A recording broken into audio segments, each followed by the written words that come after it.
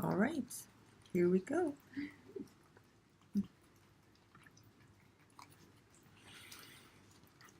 Blessings, everyone, from South Africa. Thank you for joining me this morning. If you joined me this morning, then you worked past all of my time zone mistakes, because I set it up so you should have been here at 3 o'clock this morning, and clearly that's not right. So it's 9 o'clock where you are, Eastern Standard Time, unless you're somewhere else joining me. For those of you who don't know, my name is Reverend Denise Schubert. I am coming to you live from South Africa, my beautiful home at a temporary home at Bush Baby Haven. So welcome, welcome. We're continuing our wonderful conversation about creating something out of nothing. Like, how do we get past our past and stay out of our future, and from this very now moment, do what we were made to do, which is to write on a blank canvas. Not an easy conversation. But let's say hello. If you're here, say hello so I know you're here. Well, hi, Vincent and Eileen Jenna. They'll be with me soon. David Karg, who just left me here. Jan Jennings, Brian. Oh, look at all of you. How wonderful. Yay, so happy to see you. So happy to see all of you. It is a very rainy, cold day here, which we are not complaining about. We love it. The animals love it. The plants love it. So I am bundled up a little bit because it is a little bit cold, but nonetheless, it's 3 o'clock in the afternoon here. So, oh, Human, so nice to see you. Wow, so nice to see all of you. All right, so I don't know if all of you are getting my blog or not, but we have been exploring this idea of creating something out of nothing. And it was so much fun to do this week. So we're going to keep talking about that a little bit. And if you read the blog and you have questions, also feel free to ask them. I will answer them as best I can in this venue. Hi, Suk. We will be getting together, those of us who want to, on Zoom live after this event at 10 o'clock your time. Well, I do a Zoom meeting, so anybody wants to come and say hi in person, feel free to do that. Just to give you an update, life here is good. For those of you who don't know, I had a little milestone yesterday, and then I walked a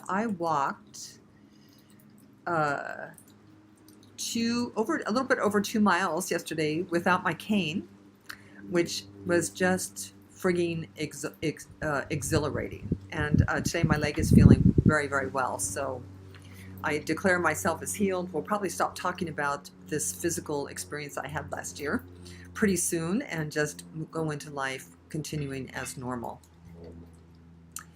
So let me speak a word of blessing. And I know it is fabulous. It really is fabulous. If you had asked me 4 months ago if that was possible, or even maybe 3 weeks ago, I probably would have said no.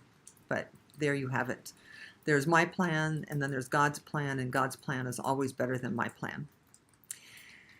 Oh, so take a breath with me as I bless our time together. You know what? We're blessing the time, calling it good, knowing that we come together in the name and nature of love, that we come together in a spiritual atmosphere where we are transcending the limitations of our bodies, the limitations of our past, the limitations of the world we live in, where we're striving to live, really, to exist in a more affirmative, self-directing way. And so I simply bless our time, knowing that if we're here by divine appointment. If we're here for each other, to both bless each other and to be a blessing to each other and to receive the blessings of being together. And so I call our time together perfect. We let it be so, and we let it be so together by saying, and so it is, amen. So it is, amen. So let's keep exploring this nothing that we're talking about. You know, our life should be and can be a blank canvas. like we are here to paint on it. We talked this week and last week about the effect our past has on our present and on our future. Normally, in an unawakened state of existence, which for most of us, that's kind of where we end up until we don't. We are defined by what we've been taught. Miguel Ruiz, in his book, The Four Agreements, talked about this as domestication.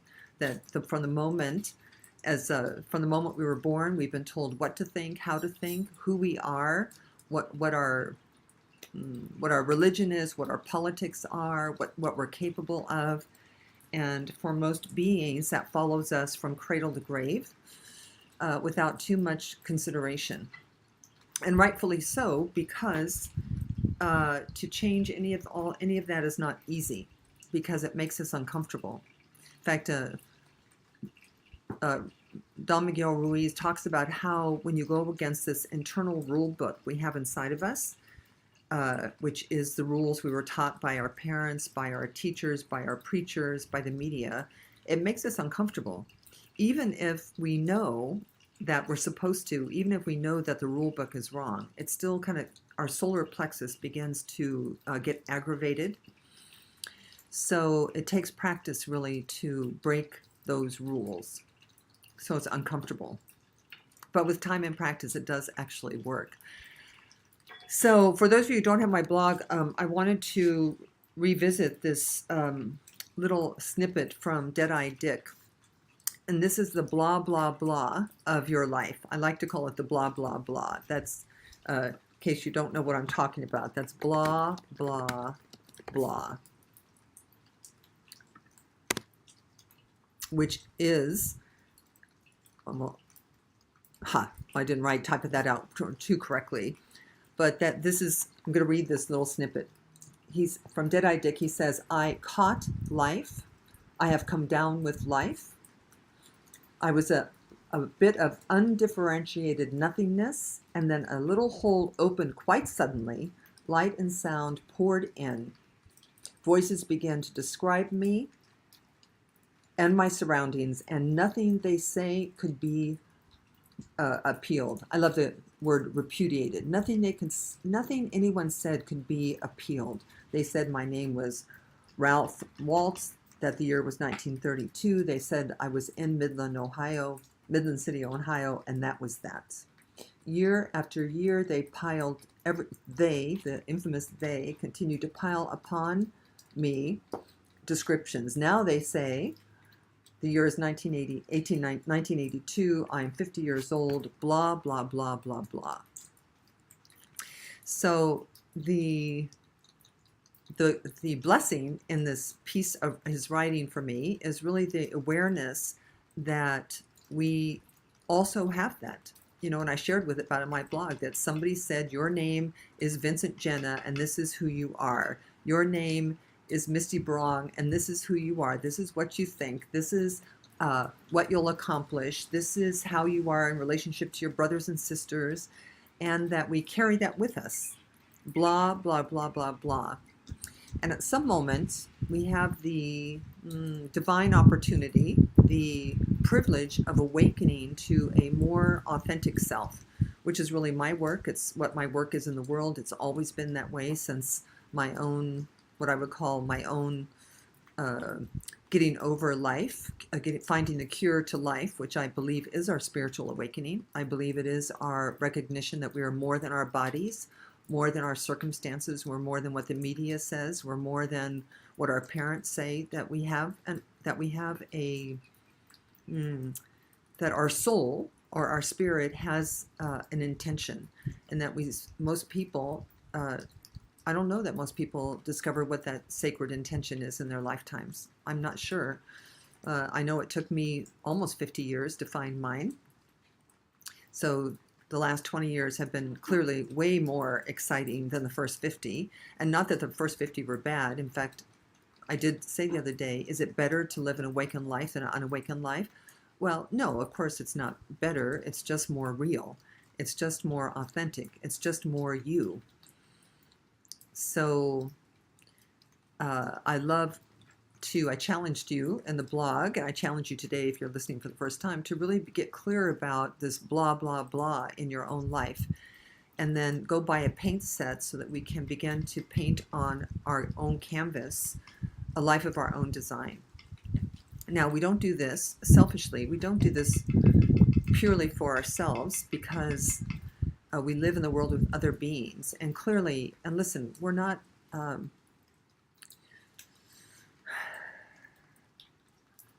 I think it was Werner Erhard who also said, one of my teachers also said that in order for us to be, we live in a world that needs to work for everyone, not just for us.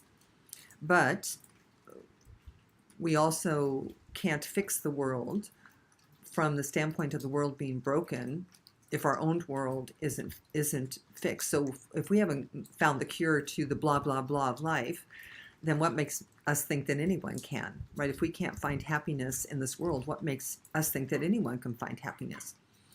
So the global transformation comes about through personal change. It's the only way I know of. So if you transform, then the people within your sphere of influence will transform, then the people within their sphere of influence will transform.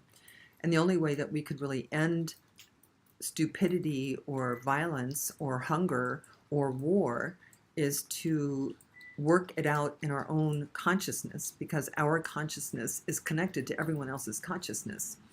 So this is not complicated. You can't have love.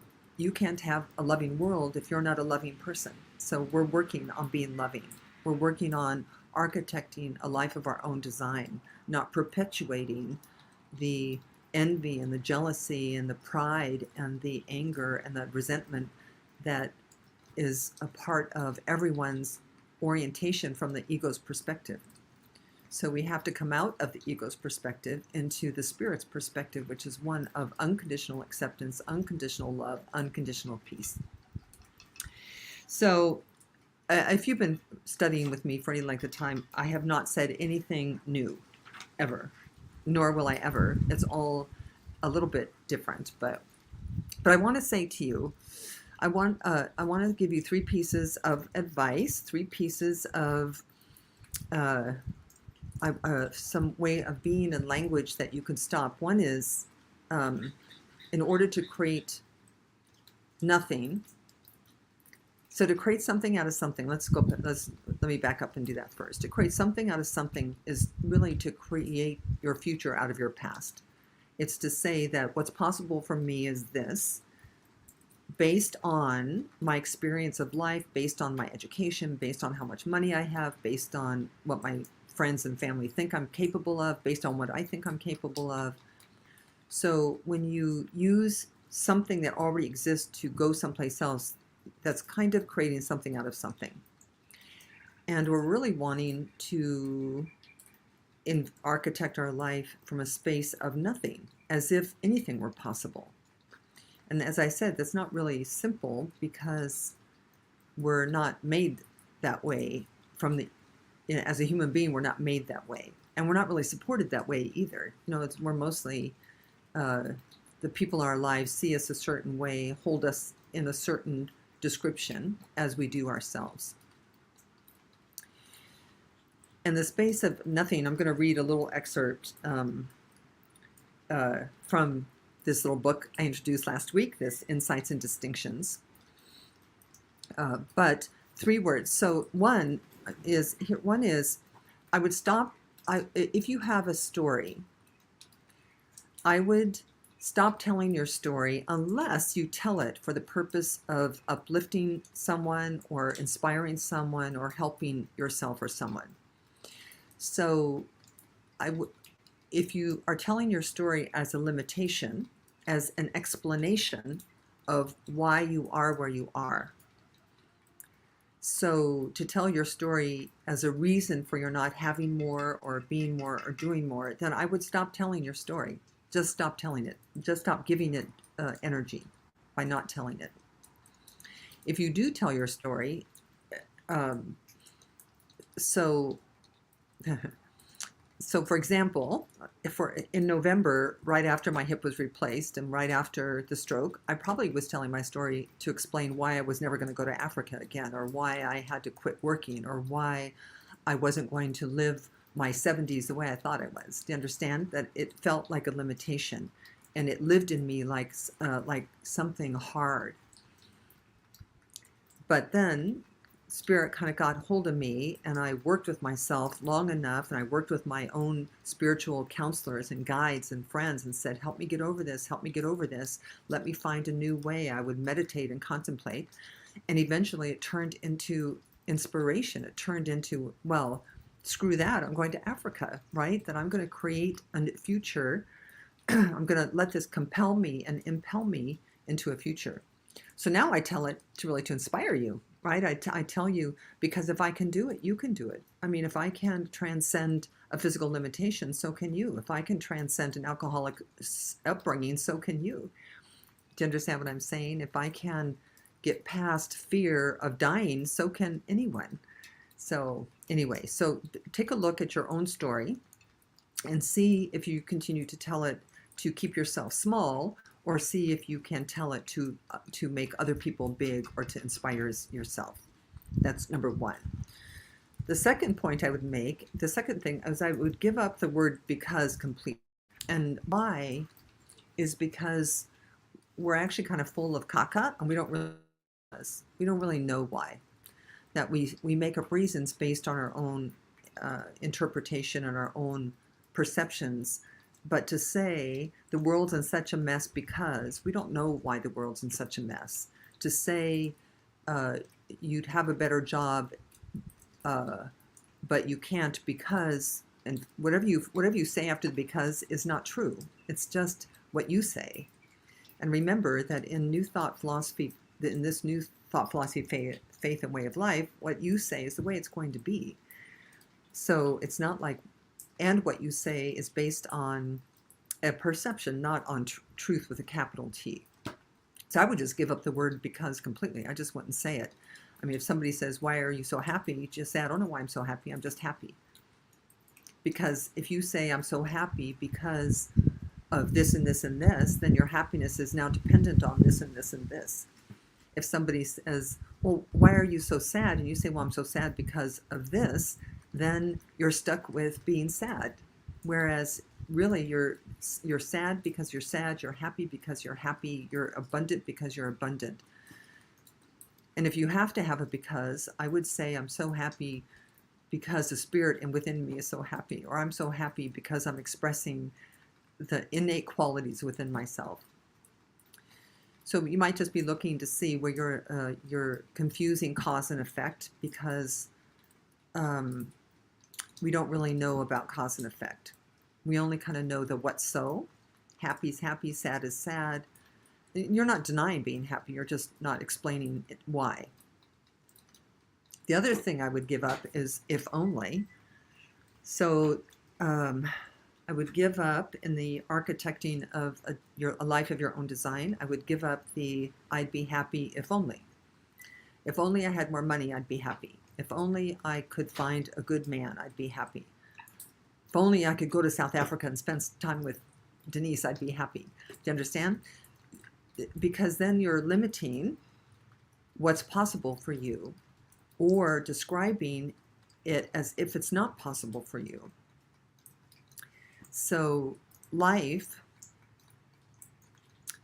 is a canvas, and you have an opportunity really to paint that canvas in any way that you want. Now, in our prayer work, in our prayers, we do something called an affirmation. So, right, so we talked about this several weeks ago. We talked about the 5 steps of our treatments.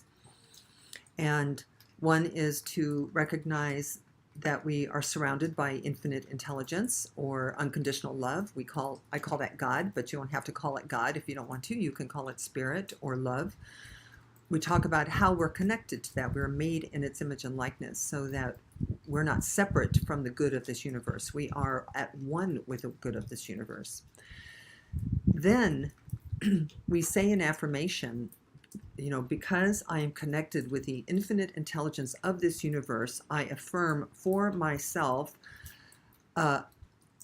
prosperity. I affirm for myself love. I affirm for myself a peace that passes all human understanding. I affirm for myself that regardless of my current conditions, that I am now going to live a life that is happy and peaceful. Now,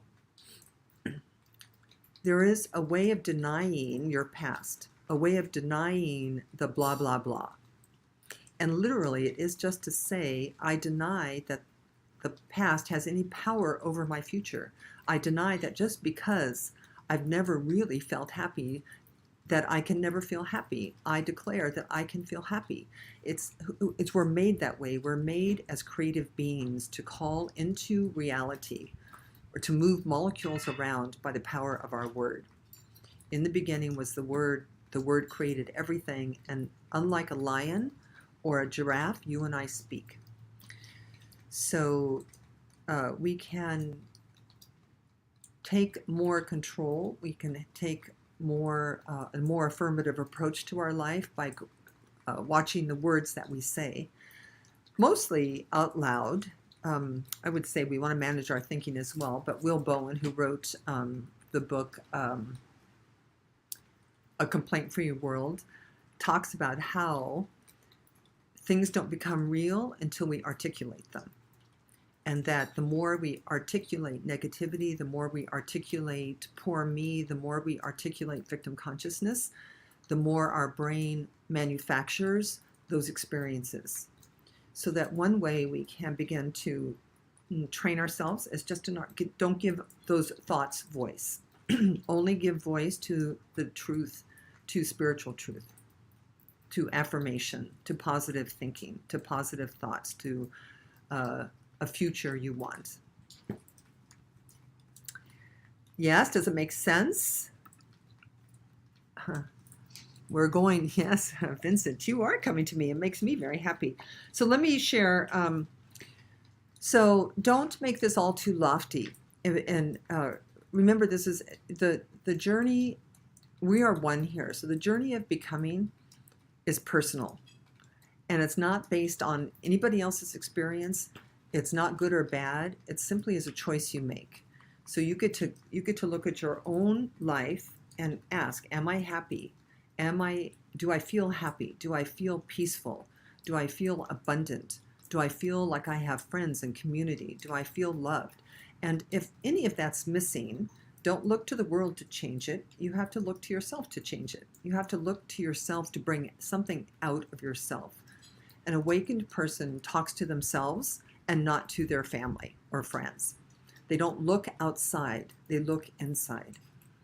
So a potent, powerful, authentic person is creating their lives from the inside out.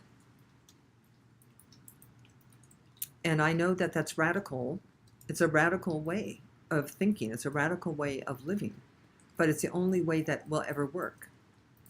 That we all know that. You all know that if you look to the world to make you happy, you will not get happy.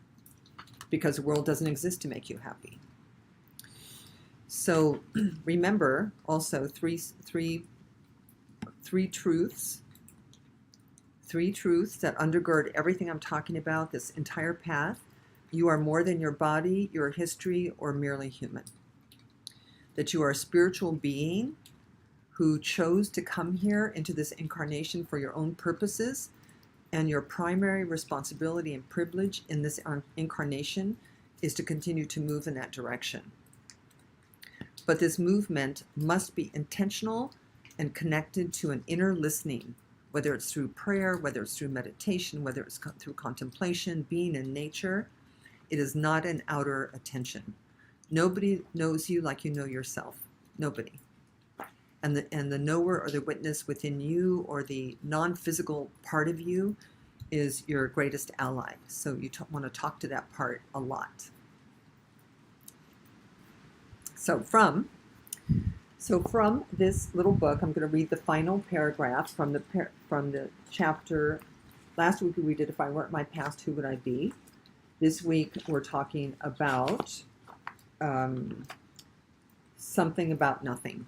creating something from nothing. And this was written by Joe DiMaggio, MD, and he says his words: "The nothing that's available for us to experience is not nothing as a negation of the self."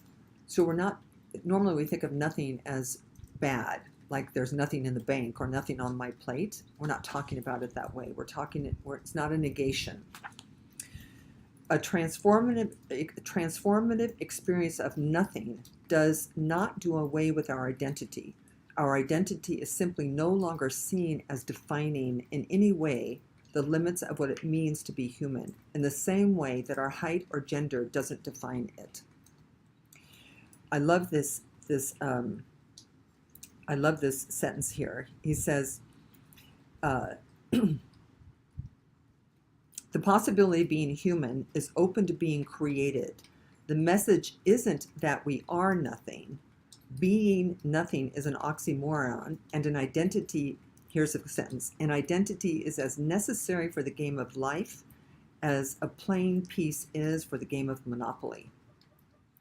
So the power here is to recognize that the identity we are, the Denise, this age, this, the blah, blah, blah, is as necessary to play the game of life as a piece is in the game of Monopoly. But don't confuse yourself with your identity. Don't confuse yourself with the piece of the game of Monopoly, that you are more than that. It's a game. The game of life requires your identity. He says, "The nothing we are speaking of here is nothing as a clearing for the self beyond the identity, the authentic self, the real self, the birthless, deathless, eternal self. A clearing that frees the self from its own self-imposed restrictions, leaving us with the full range of possibility available to us in being a human being." So that's our lesson for today. Our lesson for today is to practice creating yourself out of nothing, into a clearing or into a space that is more authentic, more real, more satisfying, more fulfilling, more purposeful, and not worry too much about staying true to that identity we inherited from our past. Yes? Yes. All right. So we'll continue next week. I don't know in this moment what we'll continue with next week. If you are not getting my pictures from Africa, if you are not getting them and you want to be getting them, you can get them from my website. You can go to my website. This is where my website is. Very easy. Oops, I don't want to chat. I didn't want to really chat. DeniseSchubert.com. If you want to support the ministry, you can also do that by going to my website. If you want to connect on Zoom, 479-283-9409. This is where we will meet. Let me make sure this is coming through.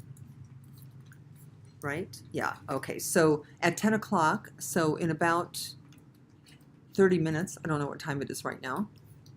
In about 30 minutes, you grab a cup of coffee. I will sign on to my Zoom room. And anybody who wants to come to the Zoom room, you can just come. I'm going to post it on Facebook in a minute as well. And we can continue the conversation. You can ask questions. Really, any Rio Dos. Oh, this is very funny. Rio Dos. I just sent you an email link, a web link to a place I'm going in August for my birthday. It's called Dos Elephants. That's funny. That's very funny. Silly me. But let me pray us out for now, and we will next Sunday, same time. I'll try to get it right. I keep posting it on an incorrect timing, but all right. So take a breath with me. Take a breath.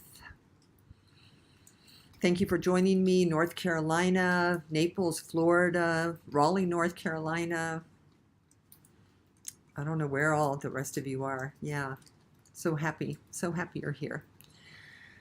All right, so let us end our time together right where we began, which is by turning within to that space and place and dimension within us that is whole and perfect and complete, that is deeply connected to the intelligence, the master choreographer of all that is. To simply know in this moment that it is that golden thread that connects us one to another, one to every animal, every plant, every tree, every star, that we are not disconnected, we are connected. And it is from that place that I speak my word for and about each and every person within the sound of my voice, calling forth from within you your most free self, your most authentic self, your most fuller, wonderful, perfect, whole, and complete self, that part of you that is innately happy, innately peaceful, innately positive. And to simply know that this week arises before you as a blank canvas, and that you paint onto this canvas whatever it is your heart desires, that you paint onto this canvas whatever it is that will bring you happiness, and that we all cultivate this experience of creating our life from the inside out rather than from the outside in. And so for all of the blessings we have given to one another, all the blessings we've received, I am grateful. We let this be. We let our time, we call our time together complete. We do this by saying, and so it is. Amen. All right. So very good. I'll see some of you at 10 a.m. in my Zoom room. And otherwise, have a wonderful week. I love you, and I will see you next Saturday morning. Bye.